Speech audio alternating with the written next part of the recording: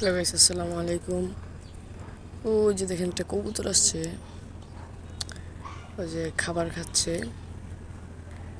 আর ওই যে দেখেন উপরে কবুতরগুলো বসে আছে, আর ও নিচে বসে খাবার খাচ্ছে।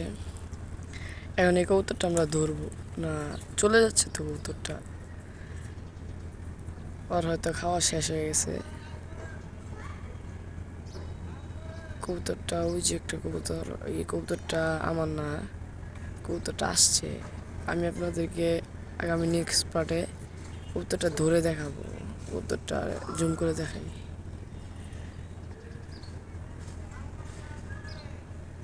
মাশাআল্লাহ, সুন্দর একটা কবুতর।